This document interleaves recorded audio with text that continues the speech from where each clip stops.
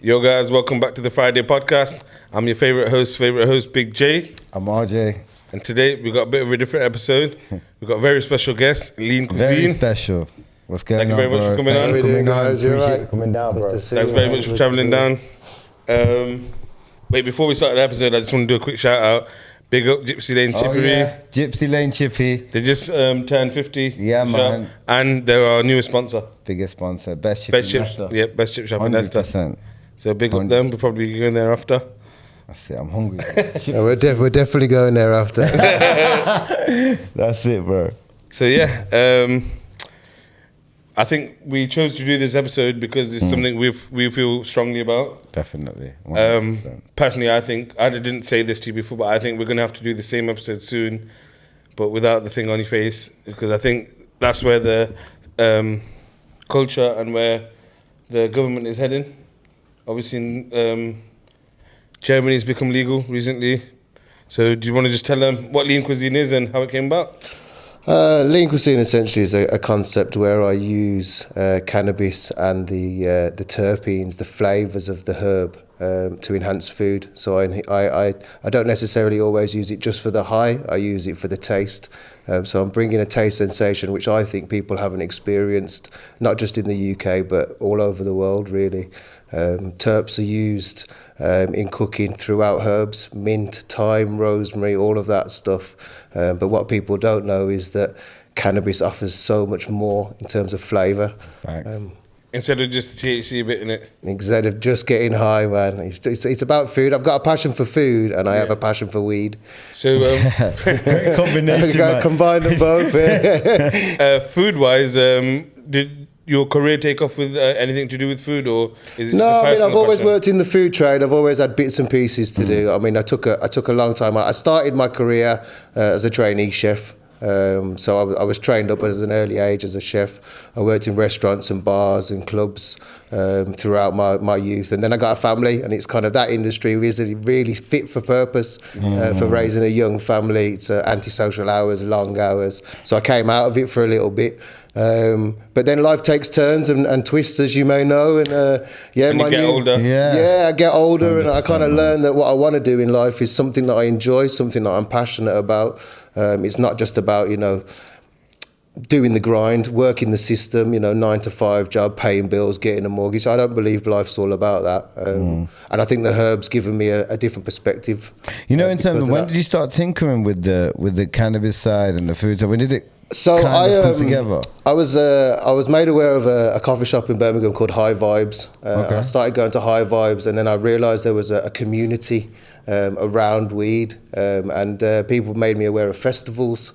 And festivals, essentially, it's just people making cannabis aware and available to the public in a sense. It's dealers in a field is what it is. But it's growing, and it's going to be more than that. But at the start, that's what it was. But they didn't offer food, so they're holding these events, but there was no food available. So it was an opportunity in a market that I saw, and I went for it, basically. Sick. Where did the idea come from? Because when you go to any festival, you don't never get fine dining. So when did that kind of food Yeah, the idea? fine dining aspect of it. When did So that again, it's approaching it from a different way to everybody else. I've always thought to have a business, to start a business, you've got to think outside the box. You've got to offer Facts. something Big different facts. to what anybody else is offering out there. I was also put on weight eating cakes that were infused. I was classed as pre-diabetic, so I had to move away from eating sweets and things like that. And ultimately, if you wanted an edible, that's how you got it. Yeah, you got it as a when brownie when I was growing up, it was a hash brownie. Yeah, brownie or Somebody would just something, get a that's all block it of hash, grater it up, put it in a brownie. Yeah, that's it. And that's it's how that I- pre-made brownie mix. It's always that same exactly pre-made that. brownie. Same. It's old school way. Yeah, that's it. So I just wanted to bring something different in terms of that. And then, as I say, because my world was open, I was brought up on smoking, yard weed. I was brought up on smoking crosses. I was then brought up on just skunk. That's what it was. Yeah, man. And then all of a sudden, the world, things started to change. You started to get a bit of flavour in. And then all of a sudden, Cali came. The world started changing, the way it looked. Yeah. And then all of a sudden, there's these flavours. And as a chef, it started to make me think, well, we use herbs to cook with. We use those flavors, and it's a transition. We don't just use them to cook. I think we use them to enhance our cooking as well. Yeah. But can you like, let's say if something tasted like, let's say a brand like, what is like crackleberry? I don't know. It just came into my head. But can you extract the taste of the actual bud itself, or is it just a high? You can. I can't do it in my kitchen at home. Okay. It's not something. I never knew you can buy terps. You can buy actual terps. That's how people flavour vapes. So you can actually buy terpenes. Right, so, but they can be quite expensive, and the extraction process is a long. But they do extract. It's the same way as you get vanilla essence. Same way you get that. Right. You can extract the essence from things. Okay, fair. But yeah, I like to use it. So in the tequila, I gave you a gift of tequila earlier today. In the tequila, I use a lemon haze, and I use a lemon haze for the tequila because people have tequila with lemon. It's a combination that people are used to, and the lemon in it, it does bring out the flavour in the tequila. It's a good combination. So it's experimenting in that way. Sometimes it works, sometimes it doesn't. But also, people don't like the taste of weed. A lot of people don't like that earthy, buttery taste of weed. And RSO oil, which a lot of people cook with, people don't like that taste. So another kind of mission was to give people the experience of getting high, but not having that kind of bitter aftertaste that's affiliated with weed, really. Power-wise, so how do you differentiate the powers of what you're... Do you know what? It's a hot topic, that is. So I believe you have to know exactly what your base product is to be able to accurately calculate the dosages. And I don't believe that, again, controversially, that a lot of people are fully aware of that. So they'll Google on the internet what the THC may have been at the start-based product. But if they don't actually know what that is, they are just clutching at straws. So it's a made-up figure. So unless you know exactly what the dosage is of the starting product, the THC is, you're never going to accurately dose. So I've always gone down the route of saying I can't give you an exact figure. You know, I dose it on this. I talk about my own experience with it. I kind of educate people when I have a conversation with them around, well, what's your experience of smoking weed? Do you have edibles often? And I give them guidance along that way.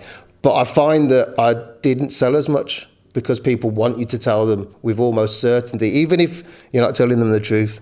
People want you to tell them with certainty. They want a number, innit? They want a number. They want a number. They just want a number. There is a basic calculation in terms of milliliters per grams of dosage of what you're using. So the sweets, as an example, you know, if I use 5 milliliters of RSO oil to 10 grams of sweets, 100 grams of sweets, and then I cut that into 10 grams, so I make 10 sweets, you're going to get a 500 milligram dosage in the sweet. But the strength of that RSO oil would be different depending on who's made it, who's the flour, whether it's been done cleanly. And in this country, because it's not regulated, we have to accept that there are going to be those irregularities with it all. What I try to do is just have open and honest conversations with people. And can you infuse anything? I think there's whether you just spray it with something or you cover it with something. I think there is ways to infuse anything, but it's not water soluble. So there are things that it won't attach itself to. THC won't attach it to itself to certain things. So you have to get inventive with how you'd go about that. So oils and fats are the main elements that I would use with cooking. And what's your personal favourite to infuse it with? Oil for cooking, primarily for infusions in dining. I use a lot of oil. For a lot of the dips and stuff that I make, I use a lot of oil. So an oil is a main base that I use, and cannabis butter is another main base that I use. When it comes to making sweets, RSO I find has a better impact.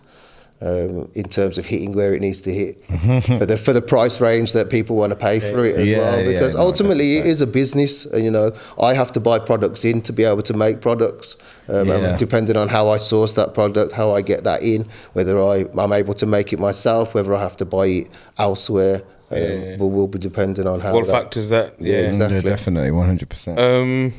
So Lean Cuisine, when you started or even before you started, what was the brainstorm? What were you thinking? Like, what was the first products? And did you have anyone else on board at the time? Yeah, so I think I mentioned, so I started going to these high vibes, and there was a community, and there was people that were, they were making sweets, and they were making cakes, and they were looking at making these little brands. And then Instagram, I thought I was too old for Instagram, and I'd kind of gone past it, but then I saw that people were using it as a business opportunity, and it changed my perspective on it a little bit. So it was essentially setting up a little brand on Instagram. It was having kind of base products. Oh, yeah. Being able to get base products at this coffee shop that I'd gone to. So, they were selling RSO oil. So I was introduced to having that and how that's used. You had a good foundation to start exactly. with. So I was able to pick the knowledge of people that had been in the scene a little bit longer than I had, or had been in the scene and I hadn't been, and kind of build off that. And were you able to get the base product consistently from there? Yeah. And if you didn't have that support and that community, do you think you would have got to where you are now? Not at all. No, not at all. Not at all. It's a very wide community, but when people need to pull together, they do, and I think that's through the love of the plant and the kind of benefits. I've always said this, always on any time, weed makes friends. That's it. Bro, you can literally plot up somewhere and smoke, and then someone come up to you, yo, what you got? What you smoking?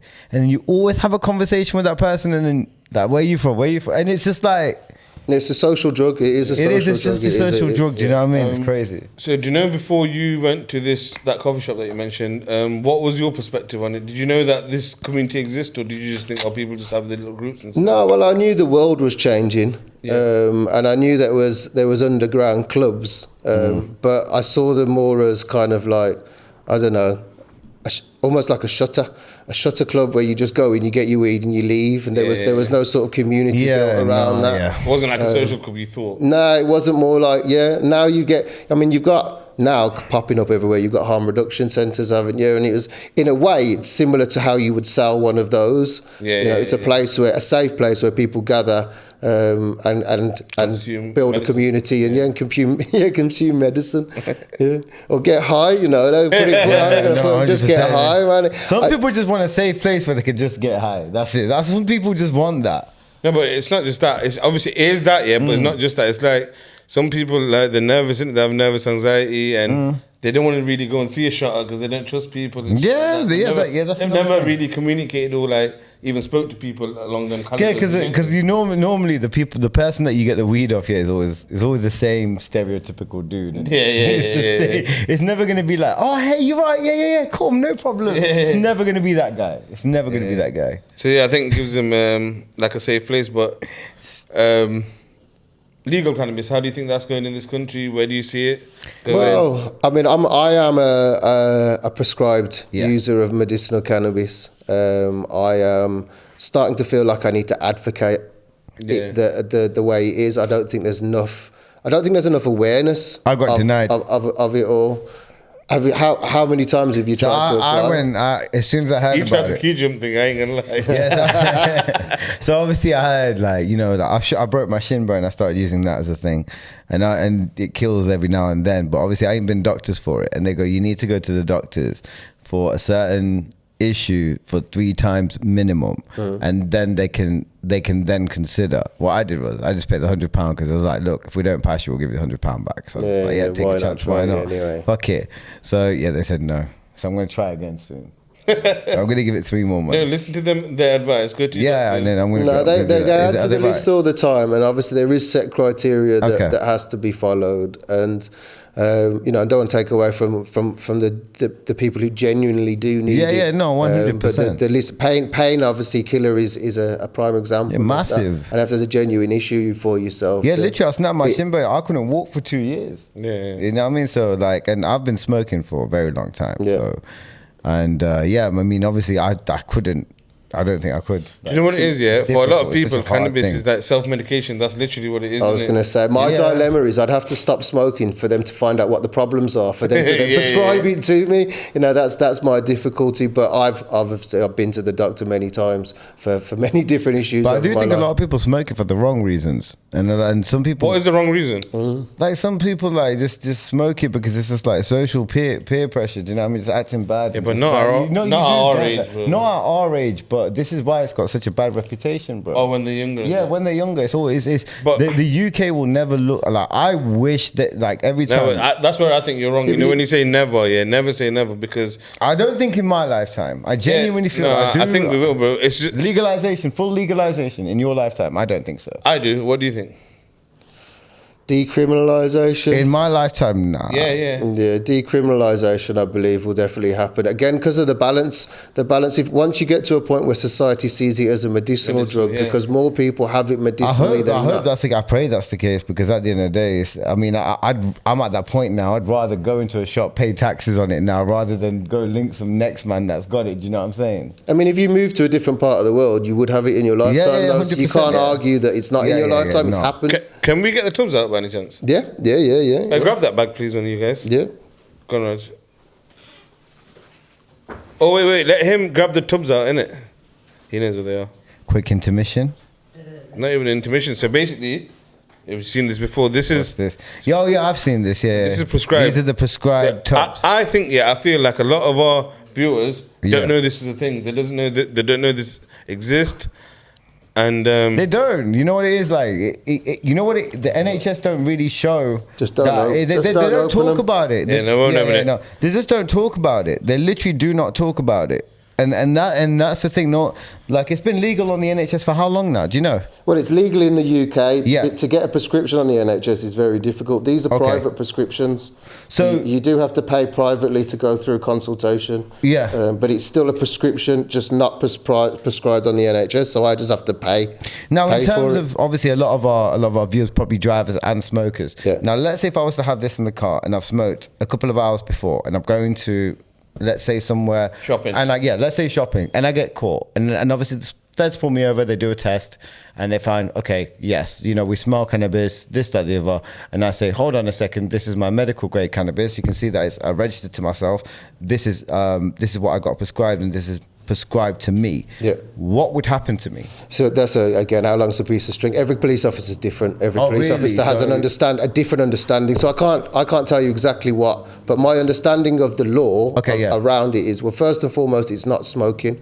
You're not smoking cannabis. You're taking your medicine. Okay. And that's the first and foremost. That's the difference in this whole scenario. Is we've grown up. I think the narrative needs to change, knowing innit? that. Yeah, exactly. We've grown up knowing that we smoke. Medical cannabis doesn't come under smoking laws. It doesn't come under vaping laws. It's a medicine. So it's not the way that we've understood it to be our whole lives. And even though it hasn't changed. For the law and the way the law sees it, this is the game that we play to make sure that we can drive and things like that. So essentially, if I'm to use this, when I'm using my medical cannabis, I use it in an electric vape, which is a dry herb vape. So I vaporize it. And the instructions around driving are that you do not use it if you feel like you're under the influence. Oh, so You couldn't sit there smoking in the car. That's not acceptable. Yeah, it's if you're not, driving 100%, along, that wouldn't be acceptable. Even for us, that's not acceptable. No, We wouldn't want that. You but- can't do that. So you hit your vape, you feel high, you kill your pain, you relax, you kill your anxiety, whatever reason you're using the medicine for, you use it. And then once you feel that the effects of being high are over, you're then capable to drive. And that's also- your decision to make as a consumer, as a user. Price wise, so I've heard from a couple of people that it's so stupidly cheap if you buy it when you've got the There are lots medication of license. companies that you can sign up to the UK, and all of them have their own price structures Okay. and setups. I've got friends that have got prescriptions where they're almost like memberships, and they sign up and they get a certain amount. They have to pay a certain amount a month, but that then entitles them to X and X and X. Yeah. Mine myself is my set prescription is 30 grams a month, and that's what I pay. But I have to then order it on 10 gram pots. Okay. So I get sent a link. I go on the line, and then I choose which strains I want, which I feel are more suitable to the things that I need it to deal with. And how it says a gram a day, so that 30 grams a month. Yeah, so it's administered in 0.2 in the vape. Yeah. And also, like, compared to prices with cannabis on the black market, how does it fare? Well, again, everybody's different in that vein, depends isn't it? How much is a box in Leicester? How much is a box in Brum? How much is a box in Manchester? No, I get that. You can't really put a number on. No, Cali as well. When you look at the different prices, all of that sort of stuff, the structure's completely. I don't know. Yeah, man. Do you know where you do get this off? Yeah, and you go on the website or whatever. There's a menu. Is it like? Do they try to pull you in, or is it just like a normal set menu? And no, it's just words. It's just words. There's nothing. There's not pictures and just words and numbers, THC values and CBD values. So just stats. Just stats and the name of the company that's made it. So I've been going through the different companies, deciding which ones I feel are the better brands, because again, it's a product, isn't it? They're going to have employees that. That's exactly what they're going to have employees that grow weed. Sick. Everybody who grows weed, some people are good at it, some people aren't. So that's what I'm looking at now is medicinally, which are the better companies that grow weed. Do you know anyone that smokes weed, they're so passionate about it, and I love it. Yeah. It's like proper for the culture, and I love that about smoke. So getting back to this medical stuff, it's not all grown here then? No, not at all. I think most of it currently is imported. Yeah. Oh, Again, really? I'm still learning, so I don't want to sit here and say that I know everything about it. You know what I mean? So I don't want to give that impression to your listeners or anything like that. You know what it is? I think the whole industry's still learning, especially in the UK. Massively. You get me? And then there's a lot of things that ain't known. Everything that's there's big people. There's UK people that are celebrities that are starting to endorse it. You look at Big Nasty. I think Nines was you're saying. There are people now that are trying to get into that because they know that it's a market that's going to blow up. It's the time. If you look around the world, it's a multi-billion-pound industry now. America, Thailand. There's many places now. In America, Germany, they ain't stopping. Like literally. The list is endless. The list is endless of countries that are now decriminalising and legalising and changing. Essentially, whatever they're doing, they're changing their approach. And the UK aren't really following suit. Do you know what it is? I find it quite strange. Yeah, like obviously they're saying that the UK is in a bit of a financial mess. We're in a living crisis, this and that. If they just decriminalised cannabis and they taxed it, do you know how how much money they would bring in? Like, they would bring in a lot of money. Like, come on, bro, there's a lot of people that are our age, that are not going to wait for people to come deliver it, wait for a guy or wait down the street for a guy. I know probably, we probably don't have that issue now, but there are going to be people. Do you know what it is, bro, yeah? And it works both ways. You know the amount of money they put in towards, like, the police and that to catch people, this and that? Yeah, but all that time will be taken away from the police. That's what I'm saying. Solving bullshit things, isn't it? Yeah. So, but I think, obviously you said you don't think in your lifetime it'll head that way. I wish it does, but I think it will. No, I think the people in charge of this country, that's the issue. I think they're just too old, too thingy. Like they say in the House of Lords, like they don't want to get rid of half of them because they're all practically, but they've all got that really old age view on cannabis. Until we get someone new, now? It's a gateway drug. That's the old school standards. I hate that shit. All right, let me ask you this then. Yeah, 5 years ago, did you think you'd see this? Yeah, I've seen it before. I know people who are medicated, like, but in terms of if you didn't really know about it and you researched it, you wouldn't know. But they're not letting people know about it. This is what I'm trying to say. And obviously with the people in charge of this country, they're at that age where they're going to have that negative view on it. England has always been like that. The House of Lords, literally Commons, everything. They're all big wigs, that literally they have no knowledge about what people are going on today in real life. And like if they did go behind and legalize it, you know how much money that's brought in for America? Schools, infrastructure for each fucking state. America, look at Thailand. Thailand, Germany. All these places are doing it, and and this country is so backwards and retarded when it comes to this. Why do you think that is, then? Just old big It's wigs. stuck man. in their ways. It's stuck in their undereducated ways. and not wanting to change. They don't want to know about it as well because they've had that view from beginning. Marijuana is a gateway drug. Marijuana. They have to admit we don't they're like wrong. the smell. Ew, no, you know what I mean? That's what it is. It's hard to admit you're wrong, isn't it? And I think that's a big proportion of, especially when you talk about the members of parliament, a big proportion of those are old, they're outdated, and they've been singing the same tune for such a long time. They can't then turn around and change it. They can't switch it because you're going to need young blood into the parliament. You're going to need, and that young blood will then recognize, you know what, hold on a second, we could do this and we could do that to bring in money, but you've got old-fashioned methods that are basically just not working, and this country's failing. Like, this country looks like a joke right now. On the world stage, we look like a joke. Second depressing place to live, and now we're number one. You know that. You're making it more depressing, man. By saying all this shit, bro. Vote for me for your next. You know what I mean? Okay, back to Lean Cuisine. So, what gave? Obviously, we've talked about the behind the scenes, but what gave you the idea of fine dining? Why did you think I need to go into this approach? You said because you haven't seen it before, but did anybody give you that inspiration? No, I think it came from my love of food, and I think it came from an indecisiveness of I didn't know what to really do, so I wanted to do it all. I like to feed people as well. I'm a bit of a feeder. So I was coming up with all these ideas. I could do this, I could do that, I could do this. And it's like, how do you do all of that?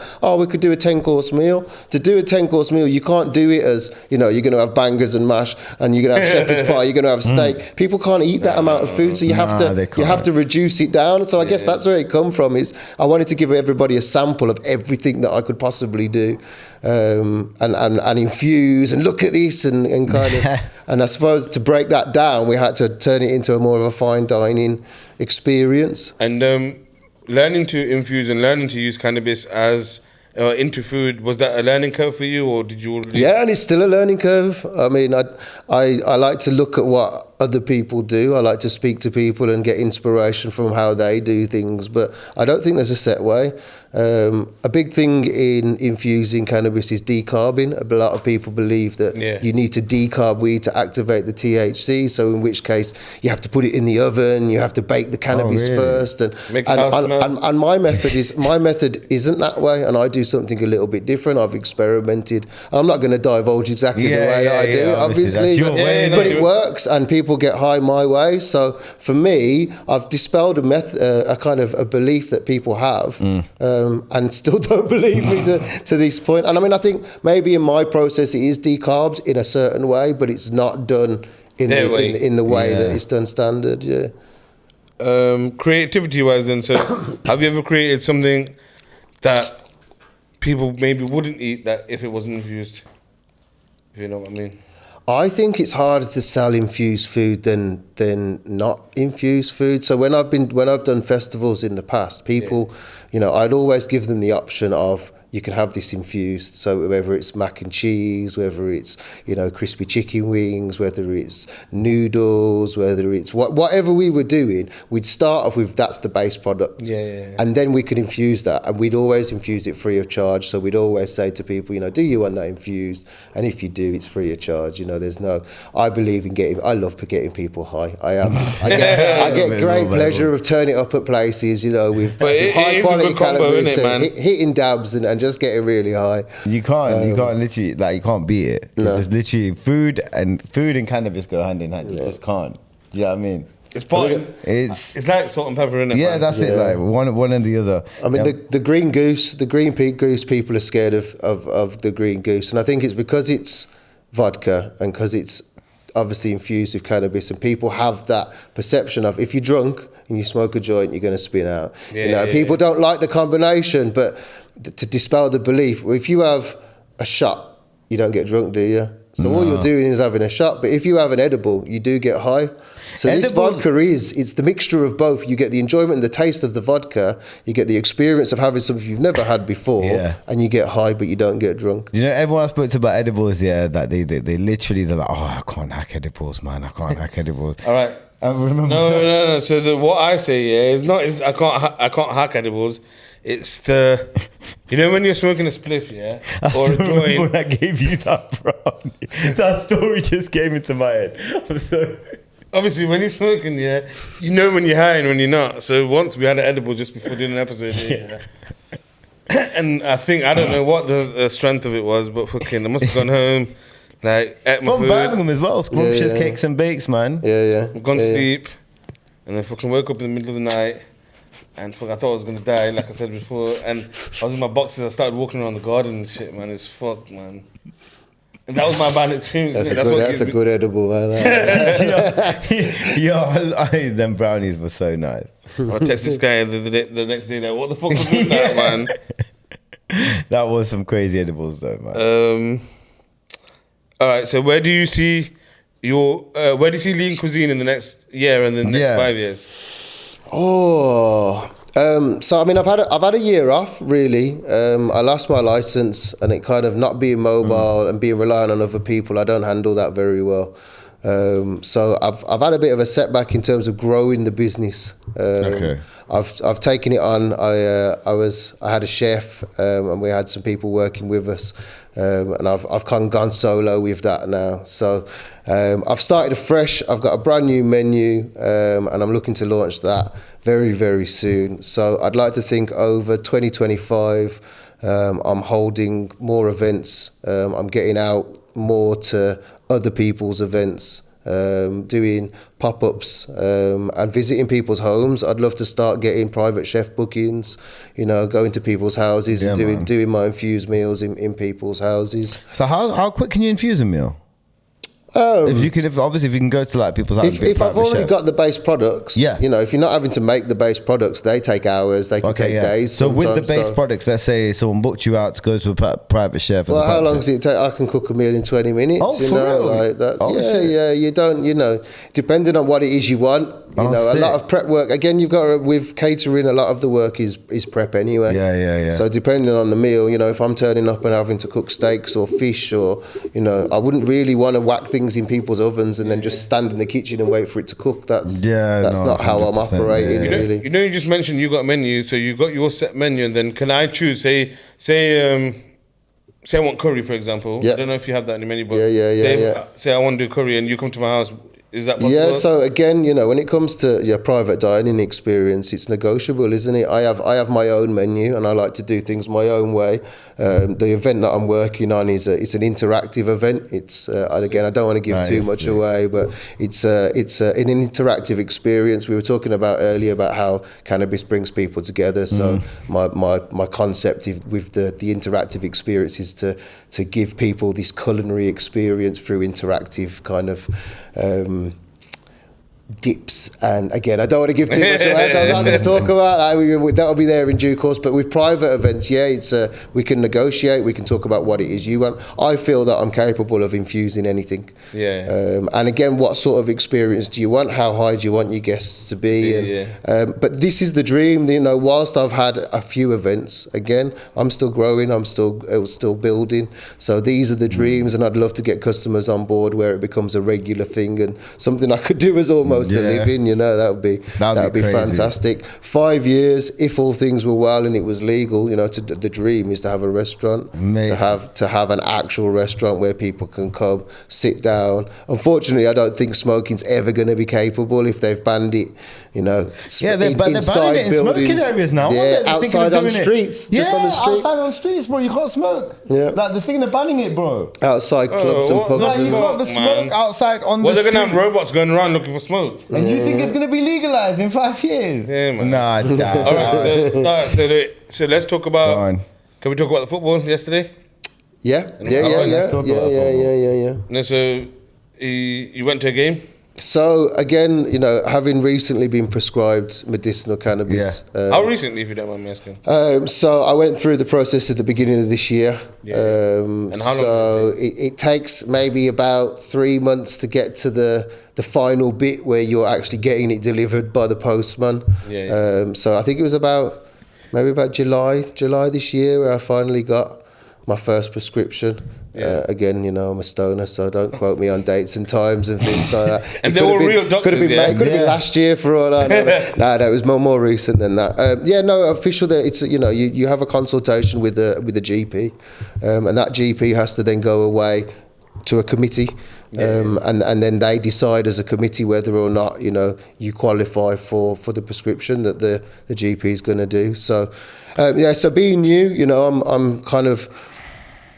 I'm having to learn where and when I'm allowed to or can use my medicinal cannabis, and there's lots of grey areas. And I like to go to the football, but unfortunately at the football I do experience, side issues and effects that I use the medicinal cannabis for.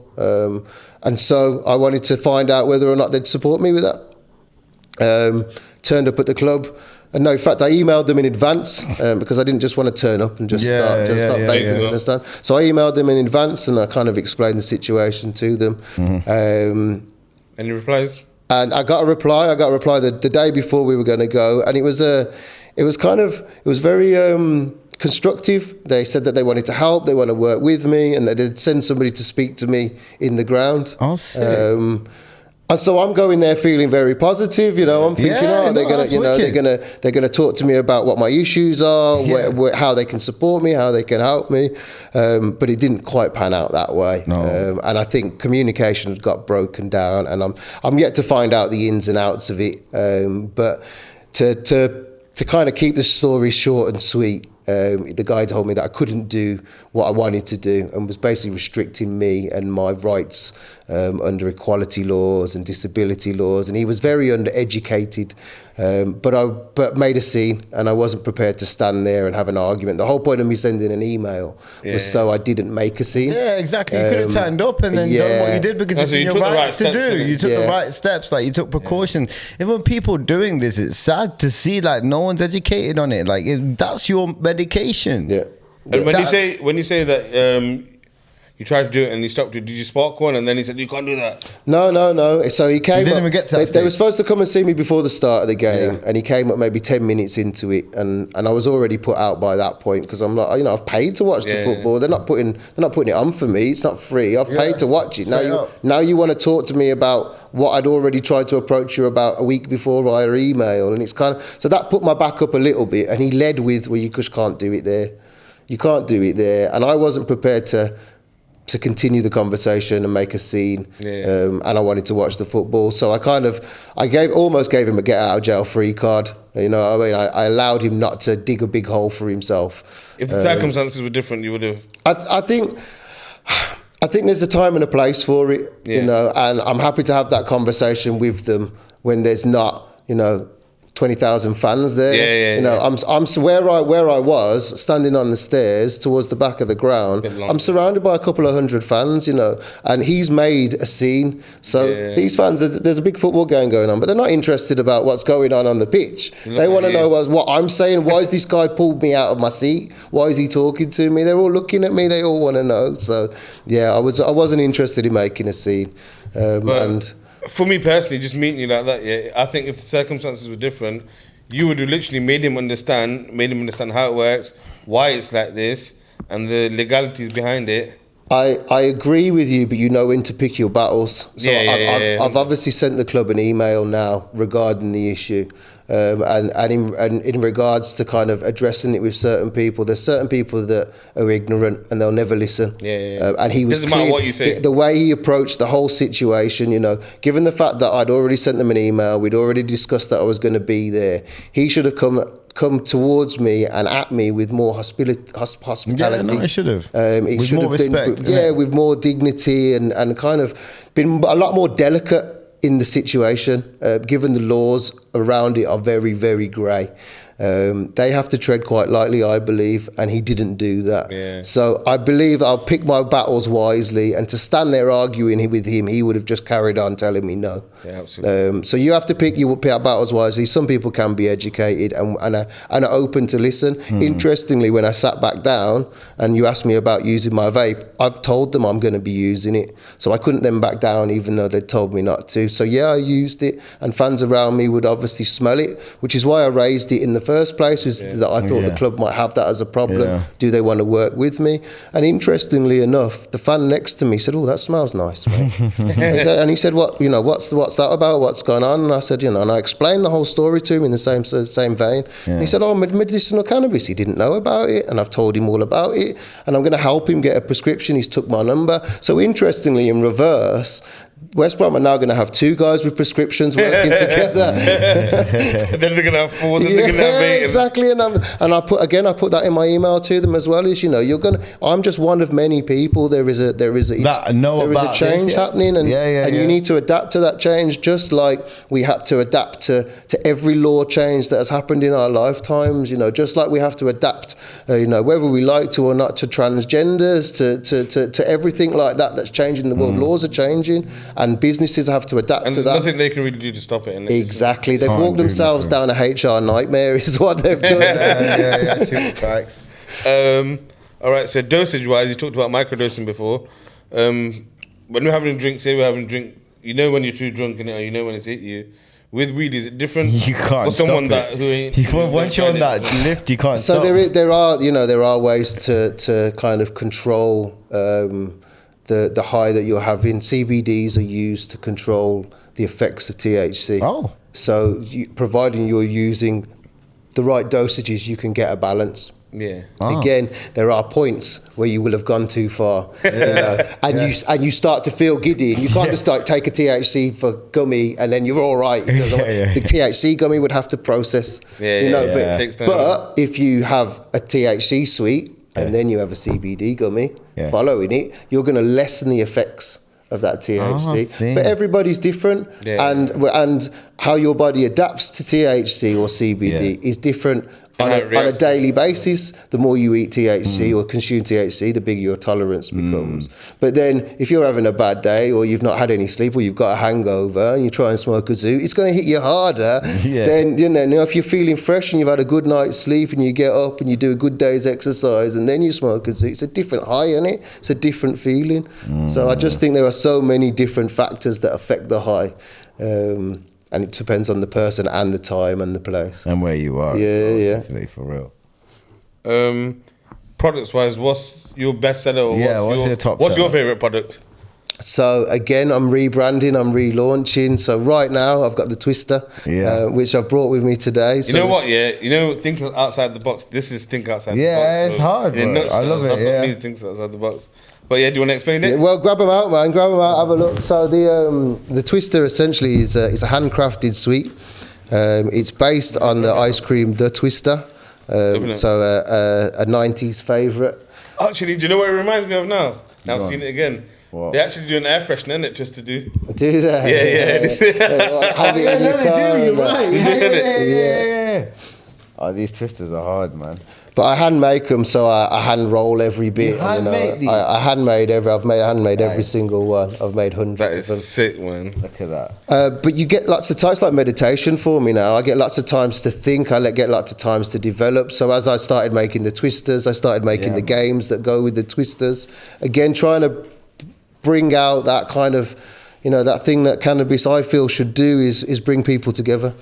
It should. It's the social drug, isn't it? So it does. It is the social drug. Right, it's so not the gateway drug. It's the social drug. So what I said earlier, do you know how on a Saturday you'll have a house party, everyone nicks some but starts drinking and that, yeah? What if you had a house party where everyone just comes and has edibles and just smokes? There's no drinks involved. yeah. Why doesn't that happen? Do you know why it doesn't happen? I'll tell you why. It's the strength of cannabis. You know what? Cannabis is getting stronger every single day. And there's no one that's basically like Cat Williams said it as well on his stand up. There's no one sending memos out or anything. It's just getting stronger. No one's asking for it. No one's like. I mean, it's evolving, isn't it? Like Pokemon. I know. I mean, I was like every time, like since Cali came in, every time I've got Cali, the bud's just getting better and better and better and better and better. It's like knocking people for 6. So I don't think you can have those parties on that. Because you'll be sleeping, bro. All you'll be doing is ordering pizza. You have another one, then you probably want more food, and then you knock out. Sounds like a good party. Yeah, I love it. I've had a few of those. You know what I mean? It's the best sort of parties because everyone's gaming, everyone's like. You'll never find anyone that's had a full-on session and then want to have a fight. they're always happy, or just like, I want some more, or just like, just enjoying life. What about ganjova? I don't get it no more. Oh, I don't get it no more. Have one of these. Have one of these, and we'll have a chat tomorrow. I think it's quick dosage, so the more you have in a short space of time, the closer you are to going to sleep. So if you ate one of them before you went to sleep, don't let it put you to sleep.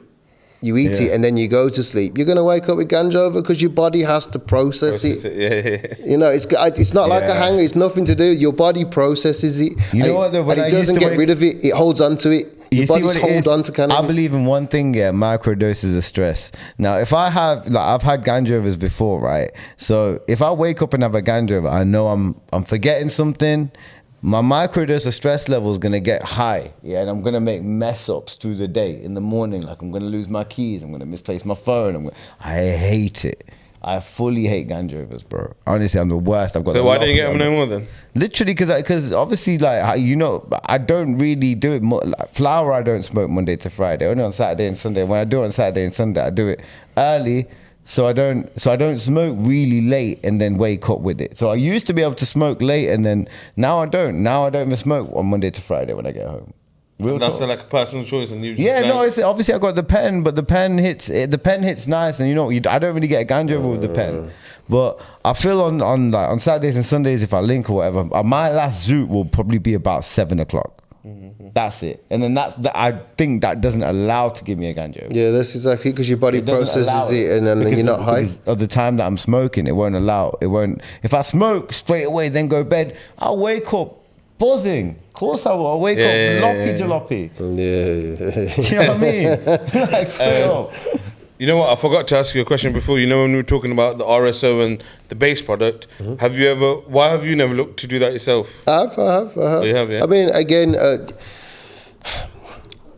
anything like that, you have to be very careful with how it's made. Yeah. You have to research into it. Yeah, it exactly. And if you're going to if you're then going to pass that on, I'm a trained chef. Hygiene is something that's drilled into us. Yeah, congrats on that, man. I saw you passed your food hygiene thing, man. Smashed it. Stirred a little bit of trouble up, I think, unintentionally in the same community. You know what? Yeah, it's funny you say that. You know what? Yeah. I've dropped that same thing before. You know what we were talking about before. Yeah. My missus obviously makes birthday cakes and that, and then she went through it, but she just done it because everyone else seemed to have it, so it's just the right thing to have that health and safety shit in it, man. But yeah, not health and safety shit, like food hygiene stuff. Yeah, just having that base knowledge, that's clear. So it's that's important to me, and I think having an understanding of the chemicals that are involved in making, specifically the RSO as an example. It's got 99% alcohol, which needs to then be burnt off and have no traces left in it. That creates in itself a hazard in itself. I've known people that have blown up their houses and that. Especially the stoners, man. They're there, they're burning off the alcohol in their kitchen, and they forget that they're fucking. The sparkers zoot. But not even that. Not even a zoot, man. You just flick your light switch, bro, because of the clicking the light switch, because they're burning off so much. Yeah, it's down as so again, just highlights. It's not. I've done it, but I'd rather let someone else do it. Yeah. But I'll always refine what I get myself. I'll always add an extra little bit of temperature to it to make sure there's no further traces of alcohol, and further kind of add a little bit of quality control as best as I can. That's crazy. But again, it's as from my legal health and safety side, what we do, or what I do here, is completely against the laws that are surrounded around infusing food. Cannabis is an ingredient which would be frowned upon. It would get restaurants shut down. It would be classed as a poison. You're actually poisoning people. All right, so that's crazy. Venue wise, we spoke a bit about it before. So venue wise, like you said, it's very difficult. You said to get a venue. I think that again, smoking laws. What my clientele want, what the people want when they come for food, is they want to have a smoke at the same time. And although you could put events on that don't include smoking at the table, that mean you have to go outside. I don't want those types of events. That's not the event that I want. That's not the dream that I have. So I don't do it. I don't do events unless the venue are going to allow my guests to smoke. Okay, smoking food after or before? All through. All through, yeah? All through. It's an experience. What I'm offering is an experience. I don't just want you to come in for half an hour and then go. It's not a Nando's, man. It's, I want you to come in, I want you to sit down, you have your first, second course, and then, let's have a little smoke, let's have a little chat, let's have a little socialise, let's talk about the first, second course. How was it? What was it like? What was your experience? Yeah. Let's Not do just going to be something. there sitting on your phone. I like that. That's what I'm saying about the next experience. Well, that can't be the fine dining experience. It has to be something a little different. So have you ever thought about branching it out into other countries? Because obviously you'd have more, like... So the short answer is yeah. I'm networking, I'm building, and I'm looking at the next opportunities like that. I've got, unfortunately, commitments in the UK mean that I can't just start traveling to Europe and doing things like that, unfortunately. As much as I'd love to, it isn't that easy. But I'm starting to look at opportunities that are out there, and again, it's opening my own eyes to the world that is changing, and what, like we say, Thailand, Germany, America, Canada, all over the world. Where are there opportunities? In 5 years, do I move out of the UK? See you later. I'm gone, done. That's a consideration, but it is massive. 5-year plan, and we'll see. Who knows? You know what I was just imagining? Imagine like fucking. This guy's put on an event, Lean Cuisine. You have to come in a tuxedo, white tuxedo, and then there's singers there, and there's people. Bro, you sure you're not talking about Diddy party? No. Nah, bro. No Diddy out here, bro. No. But imagine that though. Imagine that. No, I can imagine. And people come to serve you on your table. You know what? What flavor would you like, or what for kids train would you like? I kind of had that old school sort of like wine dining experience. That'd be sick. But there's the events they do. Dabs, so they like you go for a wine, they match wine to the food. You match the dabs, you match the terpenes to the food that you're gonna have. It's already happening out there, man. It's on the list of ambitions. That was my next question. So, what's your favorite terpene profile, or terpenes your favorite profile to work with? And then, what's your personal favorite? Cheese. Yeah. Man. I was born in the 80s, as they say, raised in the 90s, and cheese has just always been my go-to. I also think it just adds. Again, it's the earthy profile, the nut earth profile that it has, which I just think uses best in butter. So I use cheese for cooking, and because obviously I enjoy smoking it, it means that I've always got offcuts and bits lying around. So cheese is by far my number one favourite, although it's now controversial, and the amount of different terpenes you get out there. Why somebody would choose cheese, you'd ask, I don't know, but it's the old school in me. Personal preference, you know what I mean? That's but it's the old school cheese. It's the cheese you don't get anymore, R.I.P. Milo, man. Yeah, man. I heard the Birmingham cheese is on point. Well, people are still trying. I mean, it was where it originated in my eyes, cheese. You know what it is? Obviously, right now you get flavours and this and that, but sometimes I feel like blues and cheese and that should be a flavour. It should be part of the menu. You know how man have menu? And that's another thing I was going to bring up. You were on about Cali weed. How do you feel about the UK scene right now? Because I think it's active. There's fucking UK scene strong. It's solid, man. I'd put some UK buds up against some Cali buds I've smoked. Seriously, straight up. There's some UK buds that are on point. What do you think? That are on fire. Again, man, it's the market, and it is. I'm speculative over what is top shelf Cali and what's not. Yeah. But one thing you have to give them, is their creativity. With the packs and that. Yeah. Because, bro, I've seen some packs right now. They've got PlayStations and that, and then a little CD comes out and you open it, there's bud in there. The two best packs I've seen recently is one which is a stimulus pack. Came in an envelope, an American envelope, and it's a stimulus. It's, you know how they got the stimulus packs through like thingy Corona, bro. It comes in an envelope with the dispensary name on the window of the envelope. You take it out and there's a Ziploc bag with your bud. The other one Nines put up was the Turbo Man in a box. Oh yeah, the yeah. turbo man, he put it in a box and it came in the box and the pack was in the box. It's crazy. Some of what they're coming out with. Although just to say on that, will big up all UK growers, because what they do, which is different to Cali, is they don't have sunshine, they don't have the legalities of it. What they're doing is they're doing in sheds and lofts, and they're doing undercover, and they're doing in old Woolworths and places like industrial size of it. So again, shout out to all UK growers, man, because they take the risk and they're still bringing that shit for us. Yeah, man. And shout out to all the UK top growers who stay in here, because most of them are moving out the country. Yeah, you get jobs, innit? Yeah, man. Yeah. Like if you can do it, like they always say, Cali weed's the best weed, like, but because they've got that weather, because they've got literally everything there. The they've water got that labs. they use,